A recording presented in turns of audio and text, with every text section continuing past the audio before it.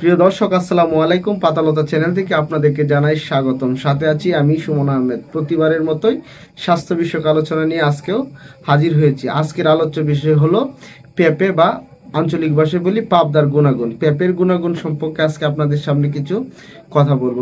পেঁপের মূলত আদিবাসী স্থান হলো দক্ষিণ আমেরিকার ব্রাজিলে। এই ব্রাজিল থেকে বাংলাদেশে পর্তুগিজদের মাধ্যমে পেঁপে বাংলাদেশে এসেছে। প্রিয় দর্শক, আস্তে আস্তে এভাবে ছড়িয়ে পড়তে পড়তে সারা ভারতবর্ষে এই পেঁপে ছড়িয়ে পড়েছে।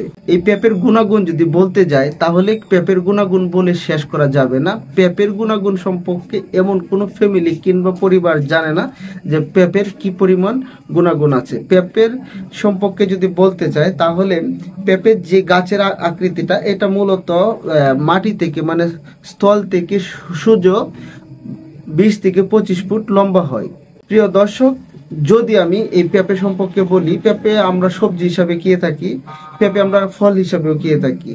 পেঁপে আমাদের শারীরিকভাবে অনেক উপকার করে থাকে। পেঁপের অনেক গুণাগুণ। পেঁপে একটা ফল বা সবজি বলেন, যাই বলেন না কেন, পেঁপের মূল থেকে একেবারে পাতা পর্যন্ত এই পেঁপের ব্যবহার ঔষধি কাজেও ব্যবহার করা হয়। এই পেঁপে আমাদের শারীরিক অবস্থার জন্য খুব ভালো একটা উপকারী ফল বা সবজি। প্রিয় দর্শক, আমি বলবো পেঁপে দিয়ে কি কি রোগের ওষুধ তৈরি করা যায়, যেটা হলো ঘরোয়া পরিবেশে পেঁপে দিয়ে কি কি ওষুধ তৈরি করা যায়, এটা আপনাদেরকে আমি এখন বলবো। যদি আমি বলতে চাই, 1 নম্বরে গ্যাস্ট্রিকের জন্য এই পেঁপের পাতার রস কিংবা আপনার এই পেঁপের আটা, এটাও কিন্তু গ্যাস্ট্রিকের জন্য ভালো ওষুধ তৈরি করা যায়। এটার কি সিস্টেম, এটা কিভাবে তৈরি করা হয়, এটা অবশ্যই আমি আরেকটা ভিডিওতে আপনাদেরকে বলবো। অশ্বগ্যাস পাইলসের জন্য এই পেঁপে দিয়ে আপনার ওষুধ তৈরি করা যায়। যদি বলতে যাই, আপনার পেঁপের বীজ কিংবা আপনার পেঁপের আটা দিয়ে কৃমি রোগের ওষুধ তৈরি করা যায়। কুষ্ঠকাঠিন্যের জন্য এই পেঁপে দিয়ে ওষুধ তৈরি করা যায়। তাছাড়াও যদি আমরা বলতে যাই, মূত্রনালীর কর্তের যদি কোনো সমস্যা হয়ে থাকে, এটাও কিন্তু পেঁপে দিয়ে এটা চিকিৎসা করা যায়। দাঁত বা চর্ম রোগেও কিন্তু এই পেঁপে দিয়ে ঔষধ তৈরি করা যায়। প্রিয় দর্শক, পেঁপের গুণাগুণ যদি বলতে চাই তো পেঁপের গুণাগুণ বলে শেষ করা যাবে না। এই পেঁপে দিয়ে যে সব মায়েদের বুকে দুধ আসে না, মানে স্তনে দুধ আসে না, এই পেঁপেটা যদি ভালো করে প্রক্রিয়া করে যদি খাওয়ানো যায়, অবশ্যই এই বুকে বা স্তনে দুধের পরিমাণও বেড়ে যায়।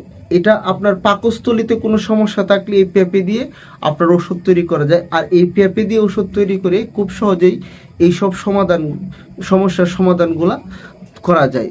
তবে প্রিয় দর্শক, আজকে বলবো পেঁপের গুণাগুণ যদি আমি আপনাদেরকে বলতে শুরু করি, কিন্তু বলে শেষ করা যাবে না। এই পেঁপে সবজি বলুন কিংবা ফল বলুন, দক্ষিণ আমেরিকার ব্রাজিল থেকে আসা পর্তুগিজদের মাধ্যমে বাংলাদেশে এসে বাংলার মানুষের জন্য অত্যন্ত উপকারে আসছে, কিংবা এখন পর্যন্ত বাংলাদেশের মানুষের উপকারে লেগে যাচ্ছে। তো প্রিয় দর্শক, এই পেঁপে কিন্তু বিভিন্ন প্রসাধনীতেও ব্যবহার করা হয়। বর্তমানে এই পেঁপে দিয়ে আপনার পেঁপে ফেস ওয়াশ তৈরি করা হচ্ছে, পেঁপে সাবান তৈরি করা হচ্ছে, যা রূপচর্চার জন্য খুবই অত্যন্ত কার্যকরী। এই পেঁপের গুণাগুণ বলে শেষ করা যাবে না। তবে প্রিয় দর্শক, আপনারা পেঁপে সম্পর্কে আমি চেষ্টা করেছি সংক্ষিপ্ত আপনাদেরকে বলার জন্য। তো প্রিয় দর্শক, সে পর্যন্ত ভালোই থাকুন। নতুন একটা ভিডিওতে আবার দেখা হবে। সে পর্যন্ত আমার সাথে থাকবেন। আর আমার পাতালতা চ্যানেলটিকে যারা ইউটিউব থেকে দেখছেন, লাইক কমেন্ট শেয়ার করবেন, এবং টিকটক বা ফেসবুক পেজ থেকে দেখছেন, অবশ্যই পেজটিকে ফলো করবেন, লাইক কমেন্ট শেয়ার করবেন। সে পর্যন্ত সাথেই থাকুন। ধন্যবাদ। দেখা হবে নতুন ভিডিওতে।